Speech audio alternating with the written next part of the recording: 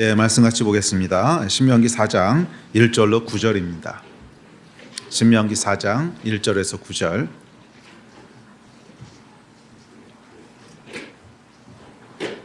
예, 신명기 4장 1절에서 9절. 예, 다 찾으셨으면 4장 1절부터 읽겠습니다. 시작. 이스라엘아, 이제 내가 너희에게 가르치는 규례와 법도를 듣고 준행하라. 그리하면 너희가 살 것이요 너희 조상의 하나님 여호와께서 너희에게 주시는 땅에 들어가서 그것을 얻게 되리라. 내가 너희에게 명령하는 말을 너희는 가감하지 말고 내가 너희에게 내리는 너희 하나님 여호와의 명령을 지키라.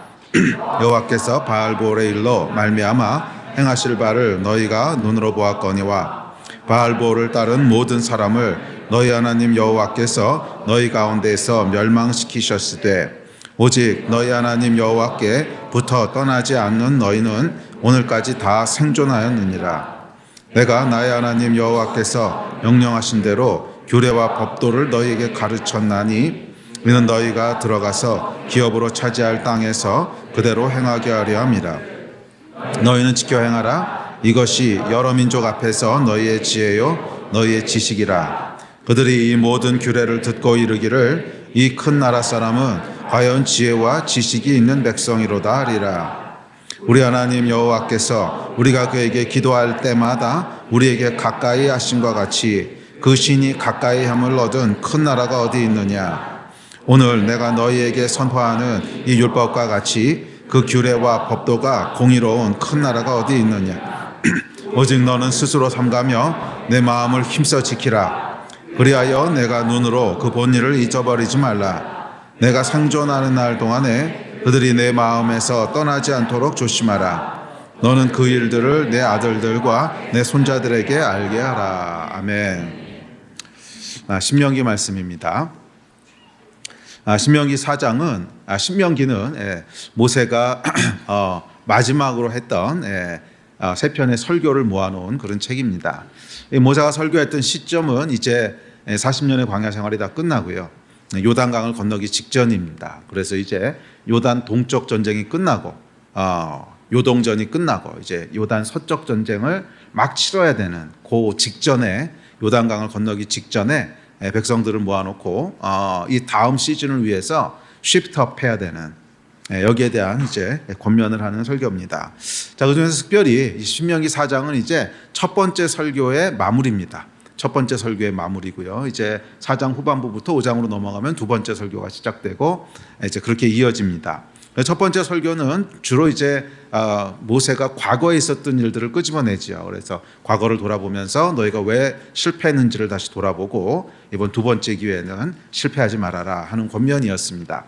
자, 그래서 오늘 4장 1절부터는 이제 첫 번째 설교의 결말 부분입니다. 이 결말 부분에서 모세가 정말 피를 쏟는 그런 권면을 백성들에게 하고 있는데 이 말씀을 읽어보시면 생명에 관계된 것을 세 번이나 반복합니다. 너희가 생존하리라, 너희가 살아가는 날 동안에 너희가 살리라. 그러니까 죽고 사는 문제에 대한 얘기를 하고 있는 거예요. 그렇죠? 모세가 생전수전 다 겪었더니 모세가 마지막으로 백성들을 떠나보내면서 그러면서 무슨 말을 했겠어요? 자기가 가장 중요하게 생각하는 말을 했겠죠. 이제 이 시간만 지나고 나면 모세는 못 갑니다. 더 이상 못 가고 이 백성들이 나를 떠나서 강을 건너가서 요단 서편 전쟁을 치러야 되는데 모세가 얼마나 걱정이 됐을까요? 마치 물가에 어린애들 내놓는 것처럼 참 걱정되지 않았겠어요? 지금까지 모세만 바라보고 따라왔던 사람들인데 애들이 이제 혼자 서야 되는데 이들이 혼자 서야 되는데 아마 모세 마음 가운데 굉장히 많은 생각이 돌아갔을 것이고 그래서 이 모세의 적어도 첫 번째 설교의 마무리는 모세가 이 피를 토하고 있는 겁니다. 너희가 죽어도 이건 지켜야 돼. 너희가 죽더라도 이건 해야 돼. 그 얘기를 지금 하고 있는 거예요. 그래서 생존하는 날 동안에 너희가 살리라. 너희가 숨이 붙어 있는 한 그러니까 너희가 살아있기만 하다면 이거 해야 돼. 죽어도 이거 해야 돼. 이 말을 지금 하고 있는 거예요. 그래서 여기 보면 모세가 그런 거 세 가지를 권면하면서 말씀을 마무리합니다. 그러니까 죽어도 지켜야 될 거. 죽어도 반드시 지켜야 될 거. 너희가 딴 거는 전부 다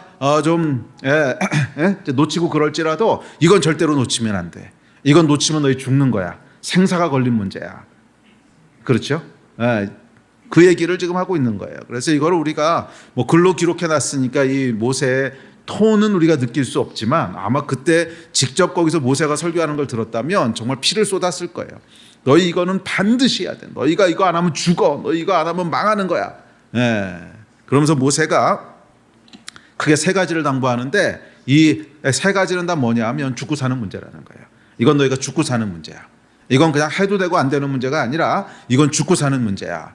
근데 이렇게 권면할 수밖에 없었던 이유가 뭐라고요? 요동전하고 요소전이 다르다는 거예요. 요단 동편의 전쟁은 그냥 실패하면 아이고 실패했네 다음에 다시 보완해서 잘해야지 뭐 이렇게 할 수 있는 전쟁이었다면 요단 서편 전쟁은 그럴 수 있는 전쟁이 아니었죠. 이건 그냥 지면 민족이 없어지고 끝나는 전쟁입니다. 그러니까 생사를 건 전쟁이에요. 그래서 요단 동편 전쟁처럼 할 수 없다는 거예요. 요단 서편 전쟁을 치르기 위해서는 반드시 이겨야 되는데 반드시 이기기 위해서는 뭘 해야 되는 거예요? 하나님이 도와주셔야 되는 거죠. 그래서 너희가 이 전쟁은 지면은 끝장나는 전쟁이야. 그 민족이고 뭐고 없어. 전부 다 죽고 진멸되고 끝나는 거야. 그래서 너희가 호흡이 붙어있는 한 반드시 이거는 지켜야 돼. 호흡이 붙어있는 한 반드시 이것은 지켜야 돼.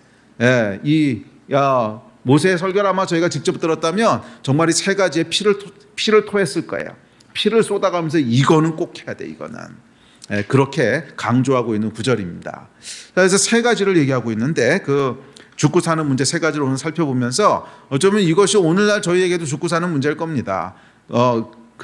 왜냐하면 혈과 육의 전쟁에 대한 얘기가 아니라 영적인 전쟁에 대한 얘기이기 때문에 그렇습니다. 모세는 알고 있었어요. 요단 서편 전쟁은 혈과 육으로 싸워서는 이길 수 없는 전쟁이라는 걸. 거기 정탐꾼들이 뭐라 그랬습니까? 처음에 이 사람들은 이 안악자손이고 거인들이고 성벽도 높고 도저히 못 이깁니다. 그랬던 전쟁 아니에요? 그러니까 이게 혈과 육으로 싸워서 이길 수 있는 전쟁이 아닌 거예요. 이것은 하나님이 싸우셔야만 이길 수 있는 전쟁인데 그래서 거기에 대한 세 가지를 권면한다면 오늘날 우리에게도 동일하게 적용되지 않겠습니까? 어떻게 하면 이 영적인 삶 가운데 우리가 승리할 수 있을까? 승리하는 게 아니고 영적인 생활에서 죽고 사는 문제는 도대체 뭔가? 영적인 삶에서 죽고 사는 문제는 도대체 뭔가? 이 세 가지를 살펴보면서 저와 여러분의 삶 가운데도 이 생명의 역사가 있기를 축복합니다. 죽고 사는 문제니까 살아야 될 거 아니에요. 죽고 사는 문제에서 죽으면 안 될 거 아니에요. 살아나는 여러분 되시기를 바랍니다. 자, 첫 번째 당부부터 봅시다. 첫 번째 죽고 사는 문제는 하나님의 말씀을 가감하지 말고 지키라는 거예요. 하나님의 말씀을 가감하지 말고 지키라는 거예요. 4장 1절입니다. 시작. 이스라엘아 이제 내가 너희에게 가르치는 규례와 법도를 듣고 준행하라. 그리하면 너희가 살 것이요 너희 조상의 하나님 여호와께서 너희에게 주시는 땅에 들어가서 그것을 얻게 되리라. 자, 여기 보면 뭐예요? 그리하면 너희가 살 것이요. 돌려 얘기하면 뭐예요? 이거 안 하면 너희는 다 죽어 이 얘기잖아요. 그리하면 너희가 살 것이요. 이렇게 안 하면 너희 다 죽는 거야. 그러니까 이게 여러분 뭐 히브리어를 이제 한국말로 번역하고 글로 쓰고 하다 보니까 이렇게 그냥 문어체로 나온 건데 그리하면 너희가 살 것이요 이렇게 나온 건데 이거를 설교로 직접 들었다면 너희 이거 안 하면 죽는 거야 다. 너희 이거 안 하면 다 죽는 거야. 그렇게 얘기하고 있는 거예요. 그렇죠? 너희가 하나님의 말씀을 가감 없이 지켜야 되는데 이거 안 하면 다 끝나는 거야. 이거 안 하면 너희 다 죽고 끝나는 거야. 이 얘기를 하고 있는 겁니다. 자, 이스라엘 백성이 요단 서편 전쟁을 앞두고 행해야 될 쉬프트업의 모세의 첫 번째 권면은 뭐였냐면 말씀이에요. 말씀의 깊이를 더해야 된다는 거예요. 올해 표어가 쉬프트업 go deeper인데 깊게 들어가야 되는데 뭐가 깊게 들어가야 됩니까? 말씀이 깊게 들어가야 돼요. 말씀에 깊게 들어가야 됩니다. 말씀의 깊이를 더하는 여러분 되시기를 바랍니다. 왜냐하면 이 말씀의 깊이를 더하는 것이 생사와 관련돼 있기 때문에 그렇습니다.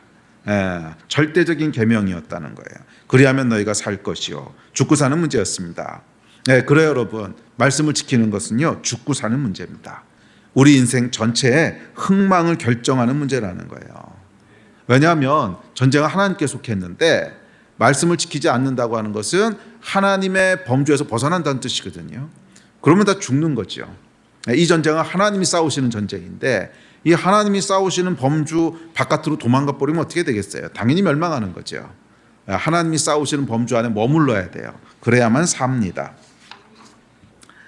여러분은 말씀을 얼마나 비중 있게 생각하십니까? 성경은 그것을 죽고 사는 문제라고 얘기합니다. 그것을 죽고 사는 문제라고 얘기합니다. 자, 말씀에 대한 얘기를 좀 더 살펴보죠. 성경은 말씀을 지킬 때 우리가 산다고 얘기합니다. 방금 읽으셨던 4장 1절인데 말씀을 준행할 때 너희가 살 것이요 이렇게 말씀하셨어요. 그렇죠? 예. 다시 한번 읽어볼까요? 시작. 이스라엘아 이제 내가 너희에게 가르치는 규례와 법도를 듣고 준행하라. 그리하면 너희가 살 것이요 말씀을 지키면 너희가 살 것이라는 거예요. 자, 이것은 1차적으로 영에 대한 말씀입니다. 예. 그렇지만 우리의 영이 살아야 그 다음에 마음도 살고 육도 살고 삶이 사는 거예요. 영이 죽으면 그 사람은 숨을 쉬고 있을지 모르지만 죽은 거거든요. 1차적으로는 영에 대한 말씀이지만 사실은 우리 인생 전체에 대한 말씀입니다. 자, 어찌되었던 이 말씀은 1차적으로 영을 살려요. 말씀은 영의 양식이기 때문에 그래요. 신명기 8장에 보면 이렇게 얘기합니다. 시작. 만나를 내게 먹이신 것은 사람이 떡으로만 사는 것이 아니요 여호와의 입에서 나오는 모든 말씀으로 사는 줄을 내가 알게 하려 하심이라. 그러니까 우리가 말씀을 먹어야 산다는 거예요. 사람이 떡으로만 살 것이 아니고 말씀을 먹어야 산다는 거예요. 그러니까 이 말씀을 우리 영이 말씀을 먹지 않으면 그 말씀이 죽는다는 거예요. 자, 말씀을 먹는다는 것은 그럼 뭔가? 그것은 단순히 말씀을 듣고 읽는 것이 아닙니다. 말씀을 먹는다는 건 뭐예요? 말씀을 준행한다는 거예요. 말씀을 듣고 순종한다는 거예요. 그것이 말씀을 먹는 겁니다. 말씀에 순종할 때 그 말씀이 우리 영의 양식이 됩니다. 영이 살아나요. 생명이 솟아나고 평강과 기쁨과 생기와 소망과 열정이 우리 안에서 솟아납니다. 이게 생명이에요. 그리고 이렇게 영이 살아야 우리 마음도 살고 우리 인생도 살아나게 됩니다. 그런데 반대로 말씀을 무시하고 어기면 영이 죽어요. 영이 죽으면 어떻게 되냐면 불안, 두려움, 죄책감, 염려, 짜증, 원망, 낙심, 절망 그런 것들이 우리의 영혼을 점철합니다. 이런 영혼이 정상적인 삶을 살 리가 없고요. 이런 영혼이 행복할 리는 더더군다나 없습니다. 영의 생사는 우리 인생의 충만과 황폐를 결정하는 거예요. 그러니까 여러분 영이 살아야 그 인생의 생명이 돌아오는 거고요. 영이 죽으면 그 인생은 숨을 쉬고 있지만 그냥 죽은 인생하고 다를 바가 없다는 거예요. 네, 그 인생은 황폐하고 그 인생은 짜증나고 우울하고 어둡고 이제 그렇다는 것입니다. 그렇기에 말씀을 지키는 것은 우리 인생의 생과 사를 가릅니다. 자, 둘째, 말씀은 우리로 하나님께서 주시는 약속의 땅, 그 기업을 얻게 한다고 얘기합니다. 4장 1절 다시 한번 읽읍시다. 시작.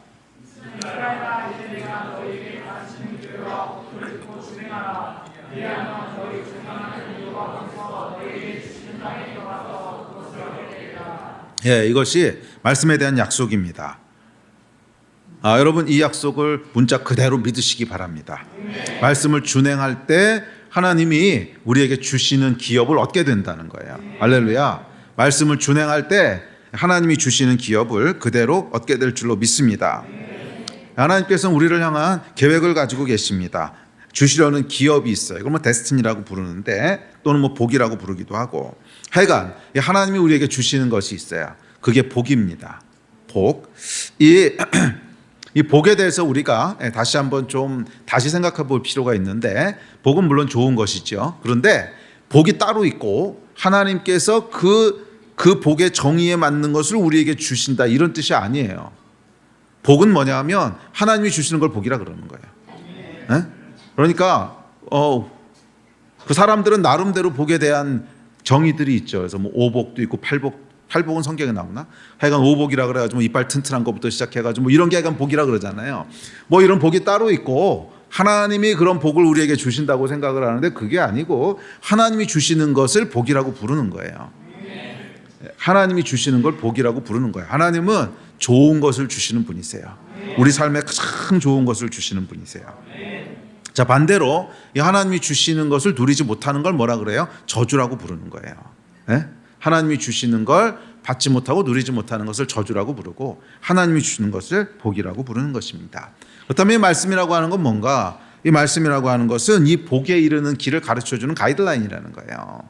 어떻게 해야 복에 이룰 수 있는지 복을 창조하신 분께서 복에 이르는 길을 가르쳐 주시는 것이 말씀과 규례라는 것입니다.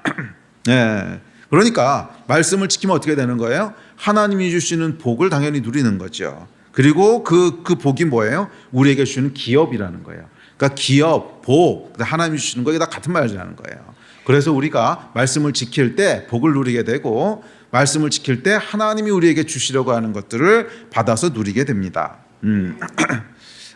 이 말씀은 여러분, 저와 여러분을 창조하신 분이 우리에게 주시려고 하는 것, 그 복을 받을 수 있고 누릴 수 있는 설명서예요. 그러므로 말씀을 따라가는 여러분 되시기를 바랍니다. 자, 이어지는 6절입니다. 6절에 이렇게 얘기합니다. 시작. 너희는 지켜 행하라. 이것이 여러 민족 앞에서 너희의 지혜요 너희의 지식이라. 그들이 이 모든 규례를 듣고 이르기를 이 큰 나라 사람은 과연 지혜와 지식이 있는 백성이로다 하리라. 자, 말씀을 지키는 것은 이 땅을 사는 지혜고 꼭 필요한 지식이라는 거예요. 왜냐하면 삶을 창조하신 분이 우리에게 주신 설명서이기 때문에 그렇습니다. 그래서 말씀을 가진 자는 어떤 자냐 하면 지도를 가지고 있는 사람이고요. 말씀을 모르는 사람은 지도가 없는 사람이에요. 자, 그럼 여러분 누가 더 유리하겠어요? 자, 우리가 보물섬을 찾아가는 거예요. 그렇죠. 복을 찾아가는 게 보물이잖아요. 보물을 찾아가는데 한 사람은 지도를 갖고 있어요. 그리고 또 한 사람은 지도를 갖고 있지 않아요. 그러면 누가 보물을 차지할 것 같으세요? 당연히 지도를 갖고 있는 사람이죠. 그래서 성경은 뭐라는 거예요? 지혜고 지식이라는 거예요. 이 땅을 살아가는 지혜고 이 땅을 살아가는 지식이라는 거예요. 그런데 진짜로 바보같이 어리석은 사람은 뭐냐면 지도를 갖고 있는데 지도대로 안 가는 사람이에요. 지도를 가지고 있는데 그대로 안 가요.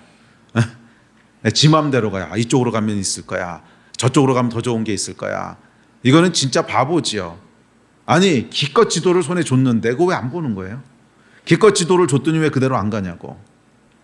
그래서 여러분 말씀을 따라가는 것은 이 땅을 살아가는 가장 큰 지혜고 가장 큰 지식인 줄 믿습니다.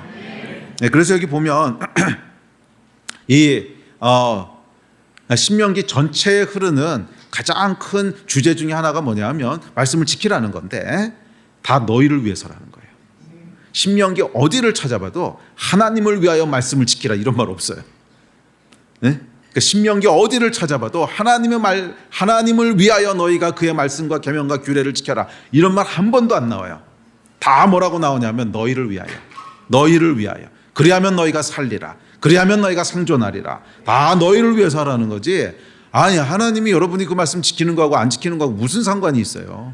잘 생각해 보세요. 여러분이 그 말씀을 지키든지 말든지 하나님이랑 무슨 상관이 있냐고.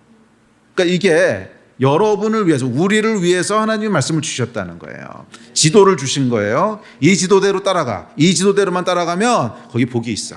그럼 그거 네가 다 가지고 다 차지하고 누려. 그런데 바보같이 지도를 가지고도 그대로 안 한단 말이에요. 이게 참 바보 같은 일 아니겠습니까? 지도가 없는 사람이라면 모르겠어요. 이건 안타깝지요. 지도가 없으니까 분명히 방황할 겁니다. 그런데 지도를 가진 사람이 그대로 안 한다고 하는 것은 통탄할 노릇 아니겠습니까? 그래서 모세가 피를 토하는 거예요. 너희는 제발 그 말씀을 준행해, 제발. 그대로만 따라가, 그대로만 지켜. 그러면 그 기업을 차지하게 될 거야. 이 기억하십시오, 여러분. 말씀을 지키는 것은 100% 저와 여러분을 위해서 그런 겁니다. 아멘. 자, 다음 절 2절에서는 이렇게 얘기합니다. 시작. 내가 너희에게 명령하는 말을 너희는 가감하지 말고 내가 너희에게 내리는 너희 하나님 여호와의 명령을 지키라. 지키긴 지키는데 어떻게 지키래요? 가감하지 말고 지키래요. 빼지도 말고 도하지도 말고 그대로 지키라는 거예요. 우리 안에는 또 이 어떤 유혹이 있냐면 지키기는 지키는데 선택적으로 지키고 싶은 유혹이 있어요. 이거 아마 전부 있을 거예요. 선택적으로 지키고 싶은. 마음에 드는 말씀만 기억하고 지키지만 마음에 들지 않는 말씀은 무시하는 거. 그래서 여러분이 끼니하고 말씀 묵상하실 때도 형광펜 긋는 거 있잖아요. 그것만 지키려고.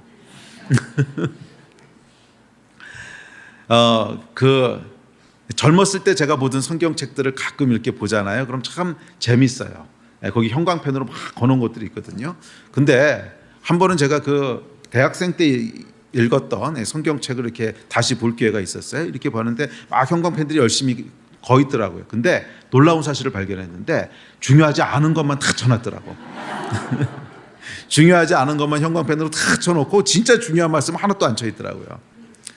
물론 뭐 더 중요하고 덜 중요한 게 없지요. 말씀 다 같이 중요한데 이제 그만큼 시간이 지나면서 제가 말씀을 이해하는 깊이가 달라진 거겠죠. 그래서 이게 진짜 중요한 건데 지금은 보이는데 그 당시에 못 봤던 거겠죠.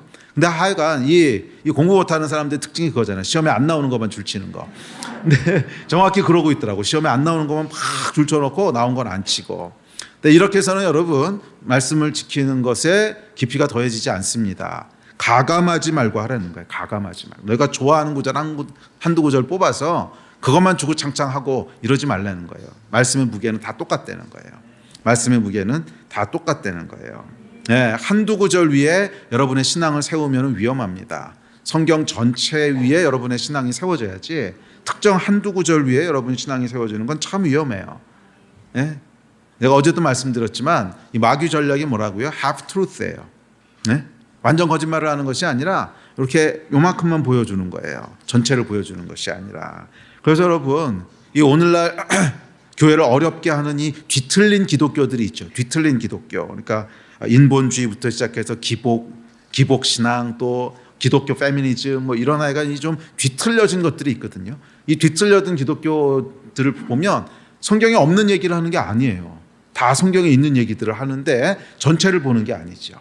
어떤 한두 구절만 보는 거죠. 그러면 이렇게 이상한 뒤틀려진 모습들이 나오게 돼요. 저는 여러분들의 삶이 가감하지 말고 온전한 성경에 다 세워지게 되기를 축복합니다. 그러려면 1차적으로 어떻게 해야겠어요? 성경을 많이 읽어야 되겠죠. 성경을 이렇게 뽑아서 한두 구절 읽는 것이 아니라 성경을 1차적으로 많이 읽으셔야 돼요. 많이. 그래서 2024년에는 성경을 정말 많이 읽으시는 한 해가 되시기를 도전하고 축복합니다. 이 크리스찬이 말이에요. 평생 살아가면서 성경 일독을 한 번도 안 했다. 부끄러워하셔야 됩니다. 통탄하셔야 됩니다. 복을 다 쳐버리고 있는 거예요. 아니 성경 일독을 안 하고 어떻게 신앙생활을 했지?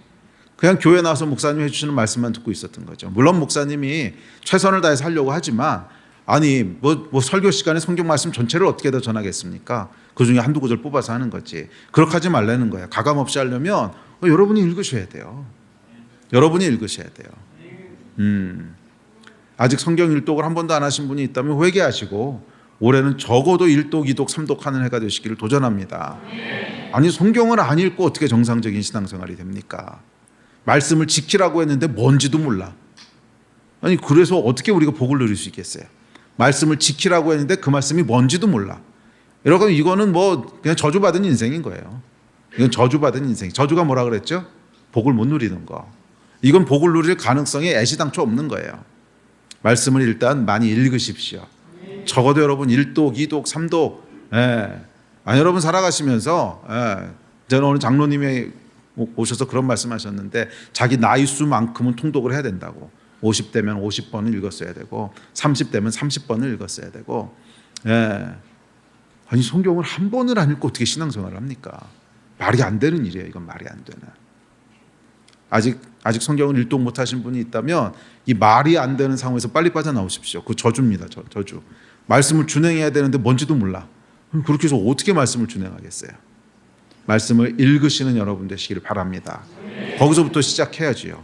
준행하는 건 두 번째고 읽어야 일단 따르든지 말든지 할 거 아니에요. 말씀을 많이 읽는 여러분 되시기를 바랍니다. 자, 요단 동편에서 행해야 될 쉬프트업은 말씀의 깊이를 더하는 것입니다. 그래야 요단 서편 전쟁을 준비할 수 있기 때문에 그래요. 자, 말씀의 깊이를 더한다고 하는 건 그럼 뭔가? 말씀의 깊이를 더한다고 하는 것은 뭐냐 하면 물론 말씀을 이해하는 것이 달라지는 거예요. 말씀을 이해하는 것이 달라지는 건데 그 열쇠는 뭐냐 하면 말씀을 준행하는 거예요. 말씀을 지키는 것이 말씀의 깊이를 더하는 거예요. 단순히 읽고 많이 아는 것이 깊이를 더하는 것이 아니라 그것은 그냥 깊이를 더하기 위한 당연한 준비 과정인 거고 성경도 안 읽었는데 무슨 깊이가 어디 있겠어요. 그것은 그냥 당연한 준비 과정인 거고 깊이를 더한다고 하는 것은 뭐냐 하면 그 말씀을 순종하는 거예요. 우리는 여러분 순종을 통해서 그 말씀의 이해가 깊어지는 거 아세요? 말씀은요 철저하게 그 말씀을 순종해 보려고 한 사람만 그 말씀이 무슨 뜻인지를 깊게 이해해요. 그러니까 이거는 왕도가 없어요. 그러니까 말씀은요, 이 말씀이 무슨 뜻일까 막 이거 고민하는 거, 그건 물론 필요하긴 하지만 그렇게 해서 말씀의 깊이가 더해지는 것이 아니라 말씀은 그 말씀을 순종하려고 시도했을 때, 그 말씀대로 순종하려고 시도했을 때 이게 쉽지 않거든요. 그 씨름을 하면서 이 말씀이 이런 뜻이었구나, 그러면서 말씀의 깊이가 더해지는 거예요. 말씀을 알게 되는 거예요. 히브리적인 안다라고 하는 건 여러분 잘 아시죠? 그러니까 히브리 사람들에게 안다라고 하는, 야다라고 하는 단어는 다 경험에서 나오는 겁니다. 그러니까 히브리 사람들에게 이런 인포메이션을 안다, 그걸 알미라 그러지 않아요. 그러니까 그건 이제 헬라적인 아는 것이고, 히브리적인 아는 것은 다 체험적인 거예요. 경험해봐서 아는 거예요. 그러니까 말씀을 체험해보고 경험해봐야 말씀을 알게 된다는 거예요. 근데 우리는 태어나기도 헬라 문화권에서 태어나서 우리 사회가 가지고 있는 모든 교육, 문화 시스템이 다 헬라적인 그 가치관 위에 세워진 거거든요. 그러니까 서구 문명이라고 하는 게 다 헬레니즘 위에 세워진 거니까. 그러다 보니까 우리는 안다라고 하는 것을 다 지식적인 알무로 생각을 해요.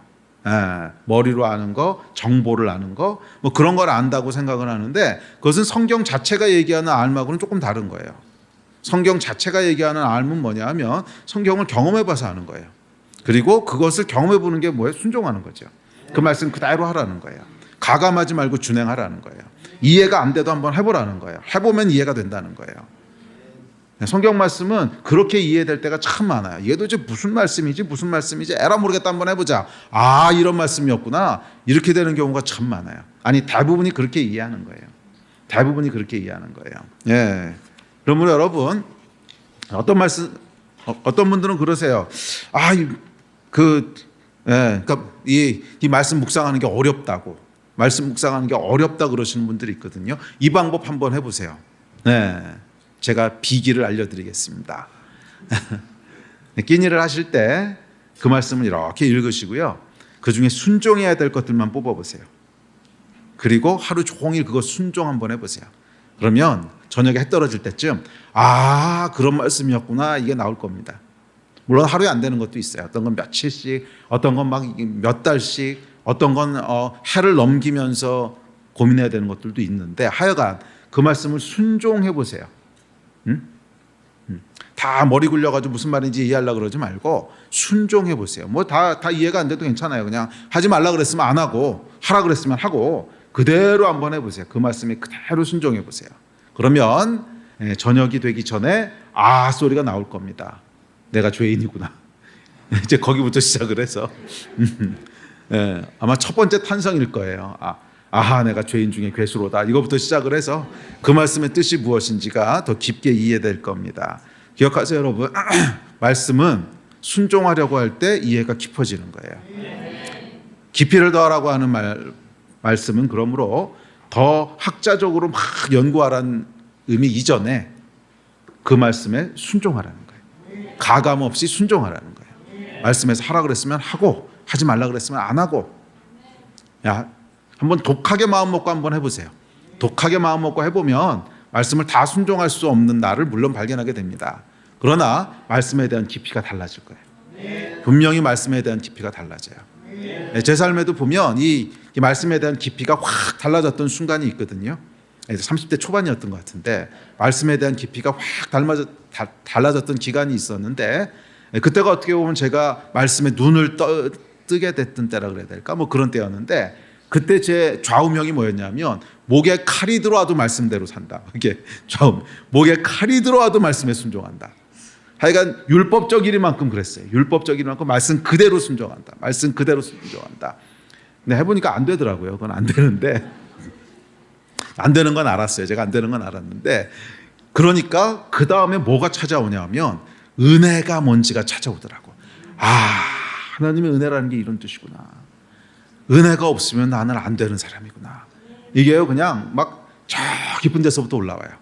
이거 안 해본 사람은요, 절대로 이거 모릅니다. 그냥 성경이 죄인이라고 하니까 죄인인가 보다 이러죠. 자기가 진짜 죄인이라고 하는 걸 뼛속부터 고백하게 안 돼요. 해본 사람만 알아요. 해본 사람만 내가 말씀대로 살 수 없는 사람이구나. 그러면서 은혜라고 하는 말씀의 깊이가 확 더해지고, 그런 식이에요. 예. 그래서 이걸 해보셔야 돼요, 여러분. 내가 목에 칼이 들어와도 말씀대로 살겠습니다. 말씀을 한마디도 어기지 않겠습니다. 주님 도와주십시오. 그리고 시도해 보셔야 돼요. 그렇게 해봤을 때 말씀에 대한 이해가 달라져요. 말씀이 다르게 보이기 시작해요. 기억하십시오, 여러분. 말씀은 단순히 참고서가 아닙니다. 말씀은 뭐라고요?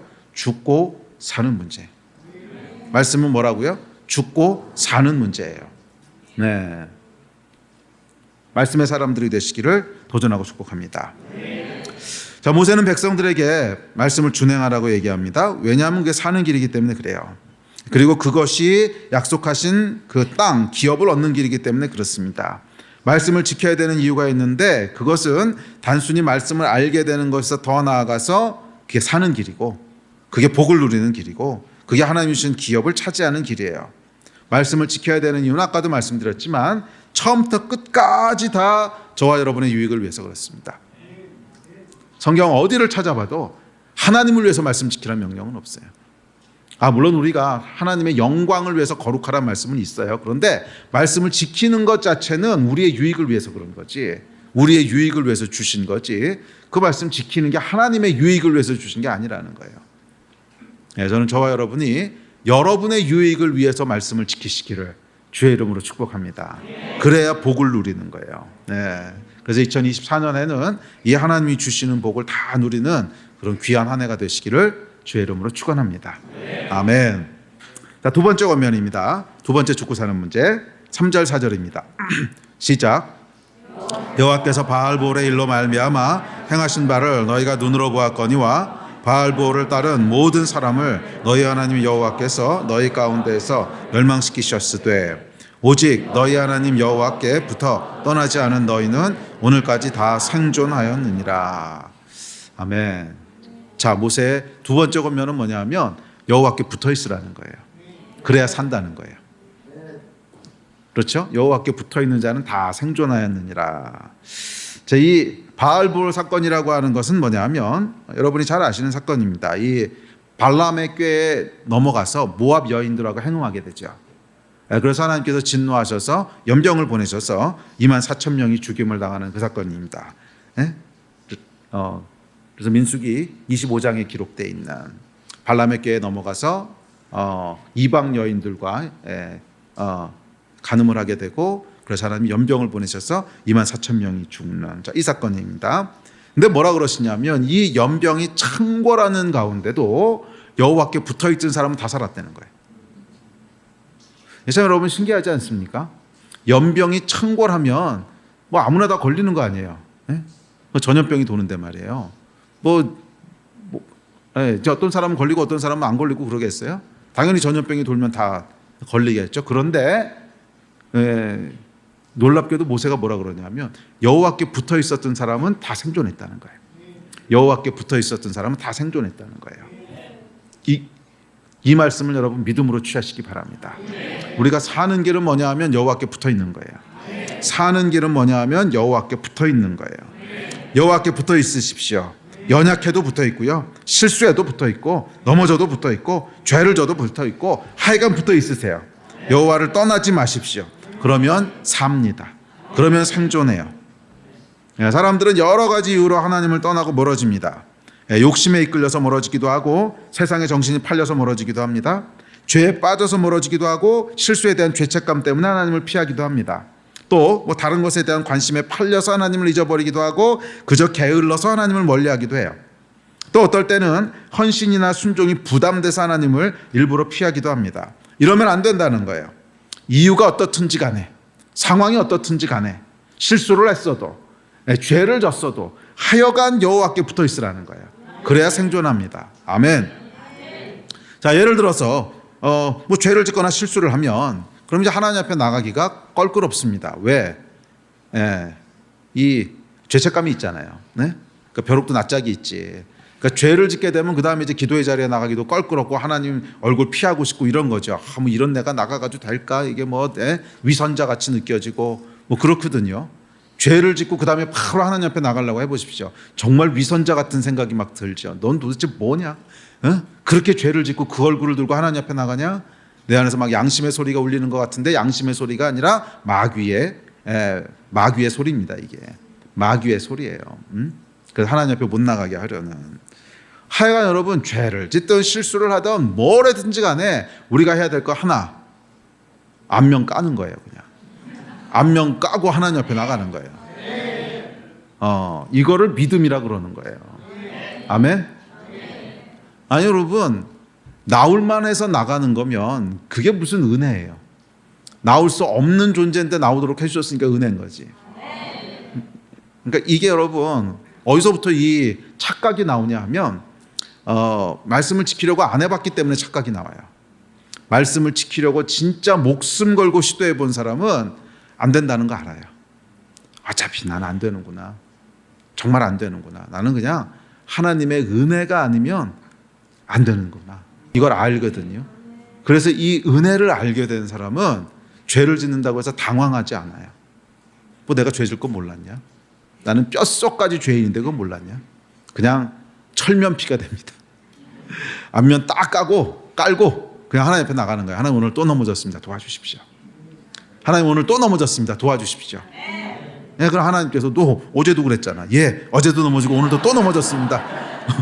그저께도 그랬잖아. 예, 3일째 넘어졌습니다. 뭐 상관없어요. 하여간 그렇게 나가야 된다는 거예요. 사람들이 착각하는 게 뭐냐면 죄를 지면 하나님 앞에 이제 안 나가고 싶거든요. 멀리하고 죄를 이렇게 하여간 해결하고 나가고 싶어요. 이게 얼마나 큰 착각이냐면 내가 죄를 해결할 수 있다고 착각하는 거예요. 말도 안 되는 얘기거든요. 죄를 해결할 수 있다고 착각하는 거예요. 말도 안 되는 이야기입니다. 그러니까 이게 교만이에요, 교만. 죄는 언제만 해결될 수 있냐면 하나님께 나가야만 해결될 수 있는 거예요. 죄를 용서할 수 있는 권한도 나에겐 없고 죄를 극복할 수 있는 능력도 나에겐 없어요. 죄를 용서할 수 있는 권한은 누구에게 있어요? 하나님께 있어요. 그러니까 하나님께 나가야 용서를 받지.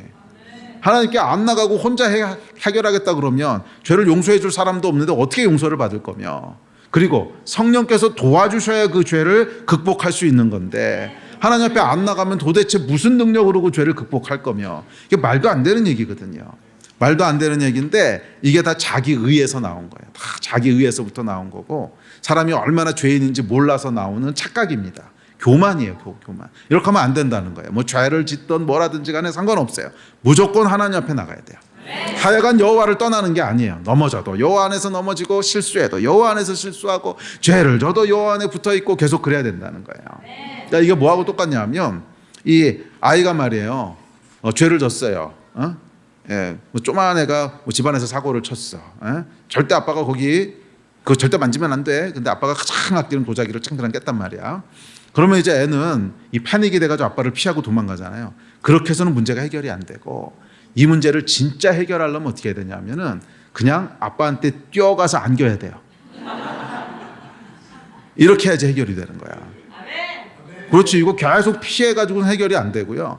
그냥 쨍그랑 깨면 가장 불쌍한 얼굴을 하고 그렇잖아요. 이 쨍그랑 깨면 그 다음에 이거 해결할 수 있는 방법은 하나밖에 없어요. 세상에서 가장 불쌍한 얼굴을 하고 눈물을 흘리면서 막 뛰어가서 아빠 그러고 가서 이렇게 안기면서 쏘리 이렇게 하는 거예요. 그러면 그냥 끝나는 거야. 그걸. 에이 놈 자식 그래 다음에 절대 깨면 안 돼. 그러고 끝나는 건데 이거를 계속 도망 다니면은요 이거는 뭐 10년이 지나도 해결이 안 됩니다. 네? 그러니까 이게 이제 붙어 있으라는 거예요. 하나님 안에서 붙어 있어야 되는데 죄를 진다고 해서 도망 다니면 절대로 해결이 안 됩니다. 이미 하나님께서는 예수 그리스도 안에서 저와 여러분의 모든 죄를 다 용서하셨어요. 그러니까 죄를 져도 그냥 하나님 안에 붙어 있어야 돼요. 하나님 안에서 죄를 지란 표현은 좀 이상하고 죄를 져도 하나님 안에 붙어 있어야 돼요.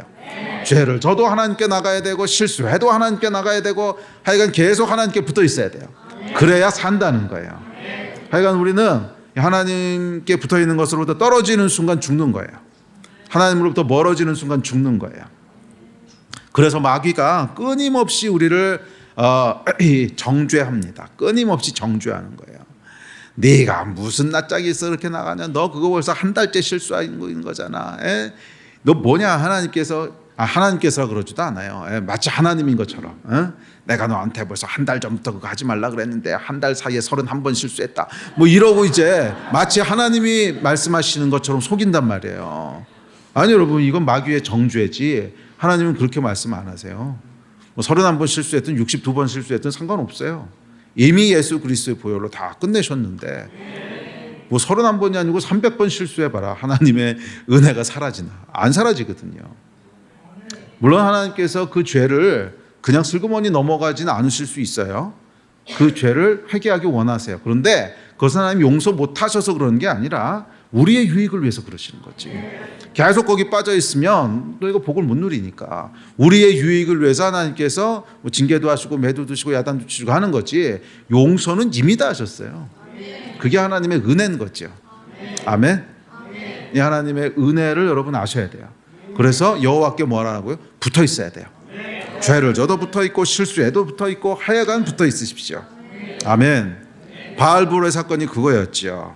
범죄했어요. 이스라엘이 범죄했습니다. 우상 숭배했고요, 음란도 행했고요, 불순종까지 하여간 할 수 있는 거 다 했어요. 그래도 여호와께 붙어 있는 사람은 생존했다는 거예요. 그래도 여호와께 붙어 있는 사람은 그 무서운 연병 속에서도 살아남았습니다. 저는 이것은 상징적인 사건이라고 믿습니다. 죄 속에서 심지어 그 심각한 죄 속에서도 여호와께 붙어 있는 자는 죽음의 영이 어쩌지 못한다는 거예요. 계속 사시는 여러분 되시기를 바랍니다. 자, 그렇다면 구체적으로 어떻게 하는 게 붙어 있는 걸까? 자, 7절에 보면 이렇게 얘기합니다. 시작. 우리 하나님 여호와께서 우리가 그에게 기도할 때마다 우리에게 가까이 하심과 같이 그 신이 가까이 함을 얻는 큰 나라가 어디 있느냐. 아이고, 이렇게 친절하게 설명해 주십니다. 언제 그 붙어 있다는 건 뭐예요? 가까이 있다는 거잖아요. 붙어 있는 건 가까이 있는 거죠. 근데 언제 가까이 있는데요? 기도할 때. 아주 친절하게 아주 구체적으로 설명을 해 주십니다. 기도할 때 가까이 계신다는 거예요. 그러니까 여호와께 붙어 있다고 하는 건 뭐냐면 기도의 자리를 사수한다는 뜻이에요. 기도의 자리를 놓치지 않는다는 거예요. 그게 여호와께 붙어 있는 거예요. 그래서 조금 더 아주 구체적으로 얘기하면 기도의 자리를 놓지 않는 사람은 다 생존할 거라는 거예요. 기도의 자리를 놓치지 않는 사람은, 여러분 우리가 뭐 죄를 짓거나 실수하거나 하면 제일 먼저 찾아오는 게 뭔지 아십니까? 기도의 자리를 떠나요. 이거는 예외 없어요. 이것은 영적인 원리이기 때문에 그래요. 이 자석이 말이에요. 이 두 국이 있으면 결국에 밀어내서 떨어지잖아요. 그거하고 똑같아요. 죄가 있으면 그러니까 기도는 하나님께 가까이 가는 거니까 마치 자석처럼 이렇게 밀어내요. 마치 밀어내요. 그래서 여기서 우리가 해야 될 게 뭐냐 하면 의지를 발휘해야 되는 거예요. 의지를 발휘해서 그 상황 가운데서도 기도의 자리를 의지적으로 지키는 거예요. 이게 굉장히 중요합니다. 여호와께 붙어 있다고 하는 것은 의지에 대한 얘기입니다. 의지에 대한 얘기예요. 의지를 발휘해서 그래도 기도의 자리를 지키는 거예요. 그래도 기도의 자리를 지키는 거예요. 아멘. 2024년 한 해 동안은 여러분 기도의 자리를 정말 생명처럼 지키십시오. 결단하고 기도의 자리를 지키십시오. 기도의 자리를 마련하세요. 기도실에 나오셔도 좋고 아니면 뭐 집에다 마련하시든지 하여간 기도의 자리를 마련하세요. 그리고 그 자리를 떠나지 마세요. 그 자리를 떠나지 마세요. 매일매일 하나님 앞에 그 자리를 지키세요. 할렐루야. 그것이 여호와께 붙어 있는 겁니다. 아주 구체적인 거예요. 내가 정한 기도의 자리를 정말 생명처럼 지키는 거, 그랬을 때 우리 영적인 생명이 지켜진다는 거예요. 이건 여러분 영적인 과학입니다. 과학. 이건 영적인 과학이에요. 속일 수도 없고 바꿀 수도 없고 하여간 없어요. 기도의 자리를 피하는 순간 하나님부터 멀어지는 거예요. 여기 그렇게 나와 있잖아요. 기도할 때마다 가까이 하심이라. 기도할 때마다 가까이 하심이라. 기도하지 않으면 멀어진다는 거예요. 이건 속일 수도, 이건 정말 과학입니다. 과학. 기도의 자리를 지키는 것이 여호와께 가까이 있는 거예요. 아멘. 그런 여러분 되시기를 바랍니다. 자, 두 번째 10절 11절입니다. 시작. 내가 호렙산에서 내 하나님 여호와 앞에 섰던 날에 여호와께서 내게 이르시기를 나에게 백성을 모으라. 내가 그들에게 내 말을 들려주어 그들이 세상에 사는 날 동안 나를 경외함을 배우게 하며 그 자녀에게 가르치게 하리라 하시매 너희가 가까이 나와서 산 아래에 서니 그 산에 불이 붙어 불길이 충천하고 어둠과 구름과 흑암이 덮였는데. 자, 두 번째 비결은 뭐냐면 예배예요. 예배는 하나님 앞에 나와 대면하는 거죠. 그러니까 여호와께 붙어 있어라. 그게 뭐예요? 여호와 앞에 나와서 여호와를 대면하라 이 말이잖아요. 여호와께 붙어 있어라. 여호와 앞에 나와서 여호와를 대면해라. 그것이 곧 예배입니다. 그래서 여호와께 붙어 있는 것은 구체적으로 예배의 자리를 지키는 것입니다. 기도와 함께 가장 구체적이고 실제적인 하나님께 붙어 있는 방법은 예배입니다. 어떤 경우에도 예배의 자리를 놓치지 마십시오. 예, 우리 선조들이 말이에요. 정말 미련아리만치 주일 성수를 생명처럼 지켰던 것은 율법적인 열심만은 아닙니다. 예. 이 주일 성수를 너무 율법적으로 주일 성수 하니까 이제 후대에 와서는 그게 너무 율법적이지 않냐.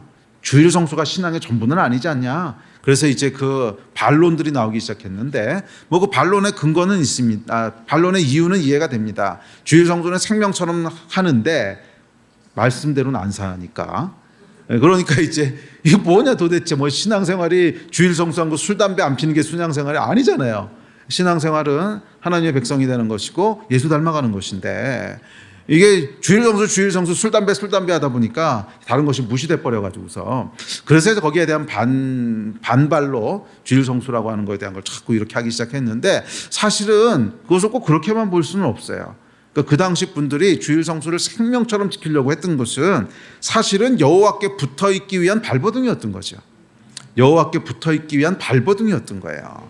그러니까 사람들이 살아보니까 안 거예요. 그 당시는 뭐 오늘하고는 또 다르지 않습니까? 이 개인 예배라고 하는 개념도 별로 없었고 좋은 신앙 서적도 별로 없었고 유튜브는 물론 없었고 그러니까 일주일 내내 예배 말고는 하나님이라고 하는 것을 떠올리고 주님에 대한 걸 표현하고 성경 말씀을 듣고 할 수 있는 기회가 없는 거죠. 그러다 보니까 이 주일 성수를 안 하면 영이 죽어가는 것을 안 거예요. 아, 예배를 빼먹으면 영이 죽는구나. 말은 이렇게 안 해도 결국 안 거예요. 그래서 발버둥을 친 거예요. 어떻게든지 예배는 지키자.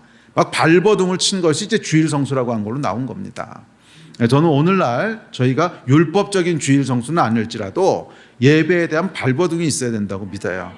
그래야 여호와께 붙어 있게 되는 거예요. 예배에 대한 발버둥이 있어야 돼요. 내가 예배의 자리는 어떻게든지 지킨다. 어떻게든지 지킨다. 직장이 늦게 끝나서요. 그러면 예배 끝날 무렵에라도 들어와가지고 세이브 이러고 헤드 슬라이딩이라도 해야 되는 거야. 알겠어요? 무슨 말인지? 이게 무슨 예배가 말이에요. 거기서 또 예배에서 사람들이 그 하는 게 뭐냐면 이 설교만 들으면 예배를 지켰다고 생각을 하는 이거 아니죠, 여러분. 예배의 본질은 설교를 듣는 것이 아닙니다. 예배의 본질은 하나님을 대면하는 거죠. 그래서 사실은 뭐 정말 어쩔 수 없이 내가 예배에 늦었고 또 예배를 못 지키더라도 정말 막 헤드 슬라이딩 하면서 끝나기 전에 세이브 이러고 들어오더라도 거기에 얼마나 큰 임재가 있을까 생각해 보세요. 그 갈망 위에 하나님께서 어떻게 임재를 부으실까. 이게 있어야 되는 거예요. 이게 있어야 여호와께 붙어 있는 거지. 그냥 편안하게 신앙생활을 하고 오늘 늦었으니까 유튜브 보시는 분들 오늘은 추우니까 유튜브, 오늘 애가 자니까 유튜브가 하나님이십니까? 물론 정말 어쩔 수 없는 갈망으로 유튜브 예배 드리는 거 하나님 엄청 축복하실 거예요. 정말 도저히 물리적으로 불가능한 그런 상황인데 내가 이거로라도 예배를 드려야 되고 하나님 축복하시죠. 아까 말씀드렸듯이 나올 수 있는데 귀찮아서 오늘 가봐야 뭐 줄서기도 귀찮고 추운데 애는 자는데 하나님이 어떻게 하실지 봅시다.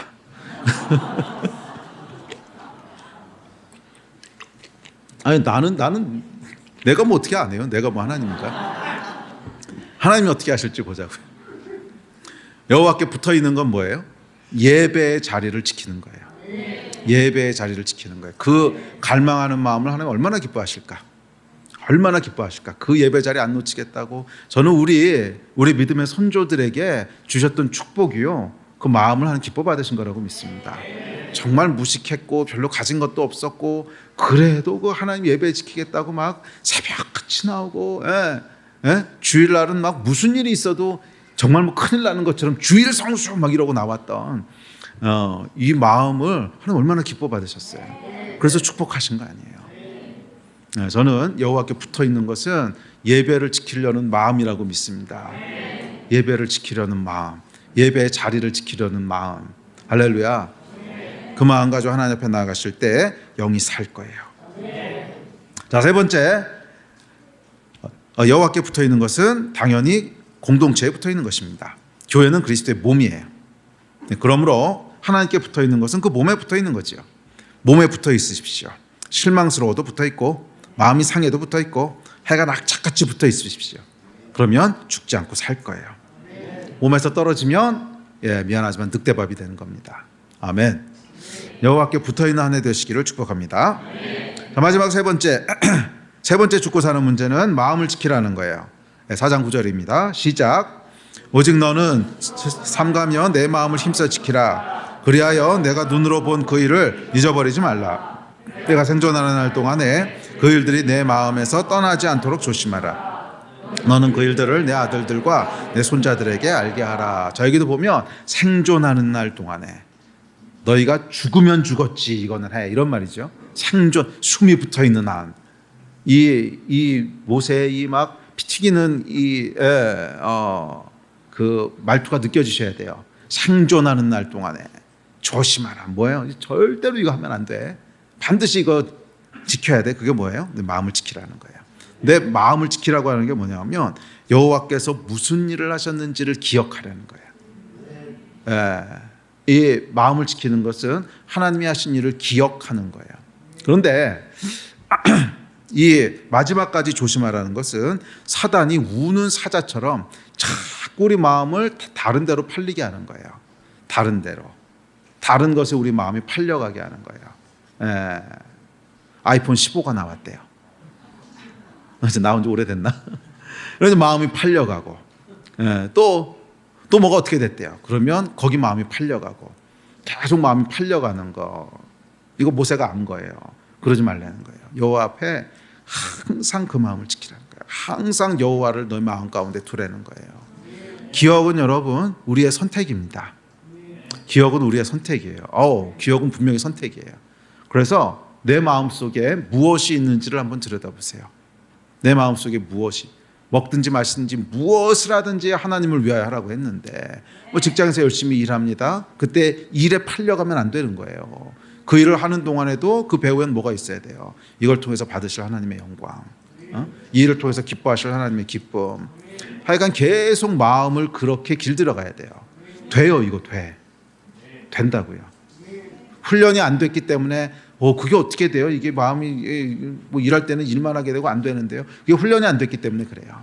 마음을 훈련시키면 돼요. 무엇을 하든지 간에 그 일에 최선을 다하면서도 100% 그 일에 최선을 다하면서도 100% 하나님을 생각하는 일을 할 수 있어요. 100% 하나님을 위하여 100% 하나님의 기쁨을 위하여 이걸 여러분 계속 훈련하세요. 마음에 계속 훈련하셔서 무엇을 하든지 그 마음에 하나님이 떠나지 않도록 사람을 만날 때도 먹을 때도 잘 때도 입을 때도 하여간 무엇을 할 때도 하나님이 떠나시지 않도록 그렇게 마음을 계속 지켜가시라는 거예요. 이거 훈련이고 그렇게 길들여야 돼요. 우리 마음은요 야생마처럼 죄에 길들여져 있기 때문에 당연히 이게 처음에 안 됩니다. 당연히 힘들게 느껴지고 어떨 때는 이건 안 되는 거야 이렇게 포기하고 싶기도 해요. 그런데 된단 말이에요. 돼요. 하루 종일 여호와 하나님을 마음에서 떠나지 않게 하면서도 내가 하는 일에 최선을 다할 수 있어요. 이걸 여러분 계속 훈련하세요. 계속 훈련하세요.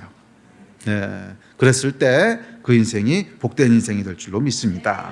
오늘 예배팀 앞으로 나오십시오.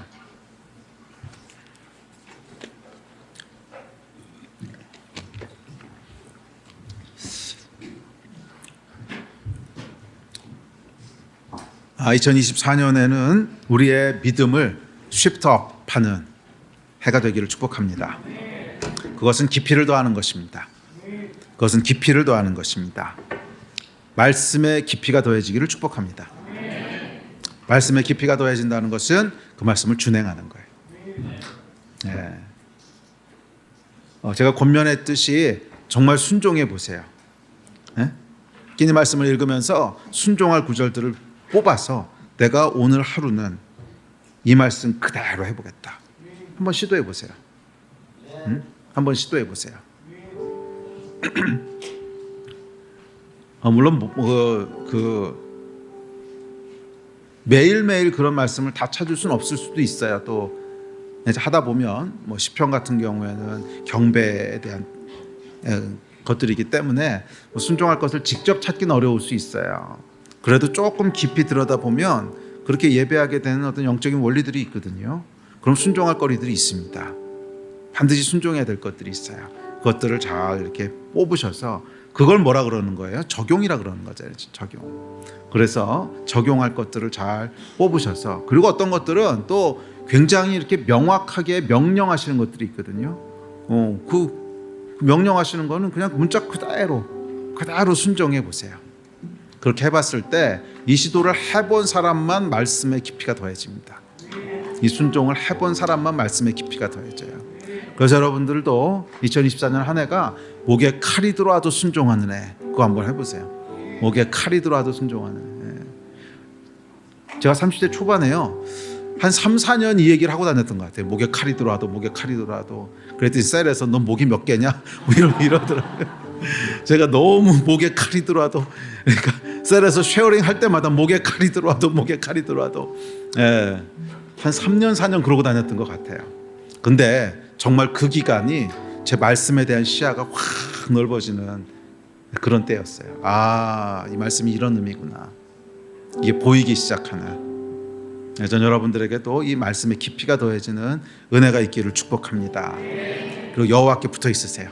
기도의 자리에 붙어 있으시고, 예배의 자리에 붙어 있으시고, 악착같이 붙어 있으시고, 그랬을 때 우리의 영이 살고 우리의 인생이 복을 누리게 되고 여호와께서 주시는 땅을 기업으로 차지하게 될 줄 믿습니다. 일어나서 기도합시다.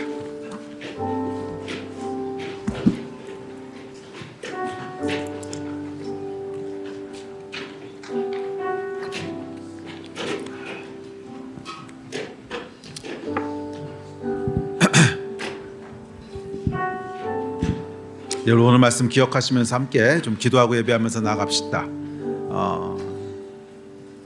기도하면서 하나님 앞에 고백해 보세요. 목에 칼이 들어와도 하나님 말씀대로. 기도의 자리, 예배의 자리, 정말 하나님 말씀을 가감없이 지키는 복된 하나가 되기를 원합니다. 성령님 도와주십시오. 성령님 도와주십시오. 그 마음 가지고 우리 함께 좀 기도하면서 주님 앞에 나갑시다. 주여 세 번 부르짖고 다 같이 하나님 앞에 나가 기도하겠습니다.